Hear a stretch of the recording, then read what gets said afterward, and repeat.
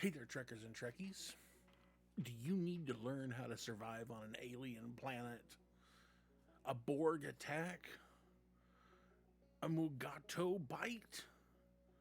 Well, today's book is all about those topics. So, what do we have? The Starfleet Survival Guide by David Mack. And what the heck's this at the bottom? Timothy M.M. Earls is the illustrator. Oh, okay. What is a document? I didn't even pay attention to the cover very. I've looked through this book quite a bit, and didn't pay attention. This got a document number 10132161051801313. This edition has been modified for security purpose. You know what would be funny? I wonder if that number is the ISBN. It is not. They should have. That would have been hilarious if they had put the ISBN. I don't think a book has ever done that. Put the ISBN number just flat across the middle of the book, front cover. That would have been hilarious. So, anyways, I didn't pay attention to the cover of this. What's on the back? I don't even have a clue. This is a crap book. Don't read it. No. Contains up-to-date declassified information on standard equipment, non-standard uses, unconventional medicine, dangerous life forms, extreme scenarios, and more. So, this, obviously, it's for fun. Don't take it seriously. This is an idea of, if you were a cadet in the academy, you'd probably read a book like this as part of one of your courses on all of the various things that you would need if something happened once you go out into space and you're on your mission, that kind of thing. So, let's get past. Well, I got the introduction. We've got programming a comm badge or tricorder to trigger preset device effects and functions. I know that one of these first sections here actually goes into if you've ever looked at a tricorder. Yeah, here it is with the tricorder, and seen on the tricorder where it has that red button that says it's EMRG for emergency. This actually gives a full explanation as to what that button does and how it operates. This is how to do maintenance on a ODN router console. We've got diagrams and for showing you how to program a tricorder to control a medium-range subspace transmitter, which you remove from your communicator badge. I love this. This is one of those things that if somebody really wanted to write some fascinating books for Star Trek, this would be where to go, because it would be a little bit kind of like what was that book came out several years ago? I have it somewhere. About surviving a zombie attack. And it's like it takes itself very seriously, but it's so funny in there on the types of things that it's telling you to do in the diagram. This is kind of the same thing. It's taking itself very seriously on charging a shuttle battery or ship's console with a Type 1, Type 2, or Type 3 phaser power cell. But, who cares? In reality, this is, it's a fun show. But it's because it is such a random, sort of silly idea. And there's some great little diagrams all through this book. This is actually a fairly new book. I don't remember when it came out. Let me flip back up here to the. Really, this is from 2002. Ooh. Somehow I missed out. I really literally just became aware of this book a few months ago.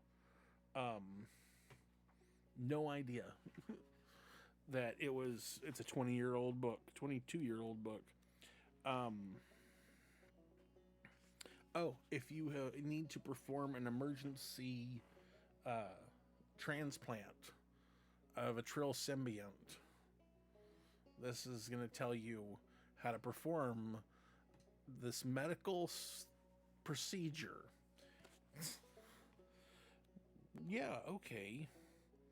It's funny because it's interesting that we actually have seen that done a few times in Star Trek, because they originally did it in Next Generation, uh, with Dr. Crusher had to perform that procedure, and then we technically saw one in the first episode of Deep Space Nine, and then they did one a while later when that one guy tried to steal Daxus and all.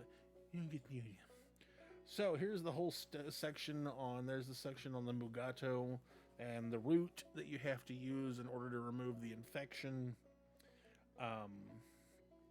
Negating the psychotropic effects of Omicron Ceti 3 spores.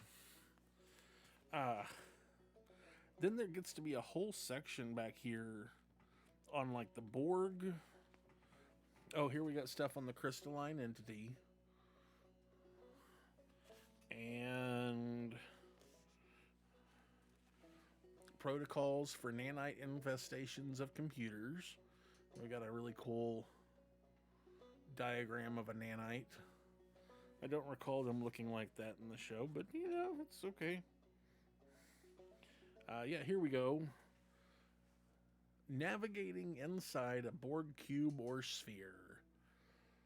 There's important information. Yeah, like I said, here's some more artwork. The artwork is so cool, and it's one of the sad thing is the artwork's kind of small. As far as the amount of space that it takes up, but it's fantastic, and it just really fills out the world that this book is doing.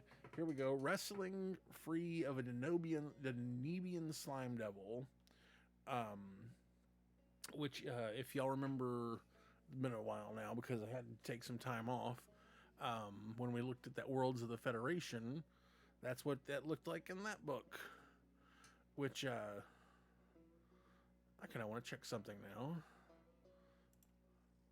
Okay, I couldn't remember what they said that what Murph on Star Trek Prodigy was. That was like they didn't claim that he was a Denebian slime. No, he's a crap. I had it pulled up. Where'd it go? Melanoid slime worm. Anyways, I don't know if they have anything on them. I don't recall seeing anything in here about melanoid slime worms. We got those Vulcan tiger things from the animated series. We've got how to land a shuttle on a planet with a goo monster that will kill your security officer.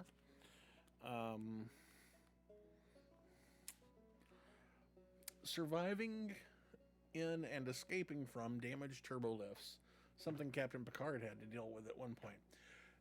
This is definitely one of those that I would encourage you to pick up if you can, because it is so fun.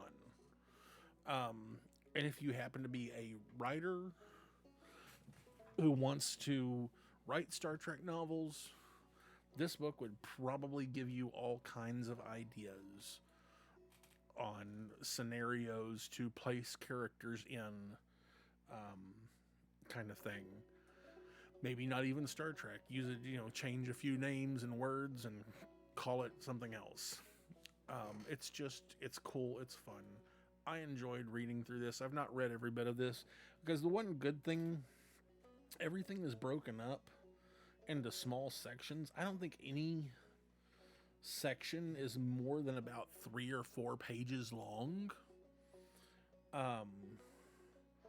Erasure of humanoid short and long-term memories. We've dealt with that on the show a few times. So this is actually the kind of thing, I'm not one of those people who spends a lot of time sitting on the toilet, but I have some friends who I know when they go to the bathroom, They take reading material. Well, this is the kind of thing that would probably fit into that really well. If you're looking for something that you can just sit and read a small section of, a few minutes at a time. If you're one of those people who likes to read just a little bit before you go to bed, this would be something kind of fun to do. That might kind of get your juices going, and next thing you know, you're dreaming about Mugatos and Lurpas and whatever else. So, I hope you enjoyed this. Look at this Starfleet survival guide. And you take care of yourself. I'll see you next time. Go out and make something.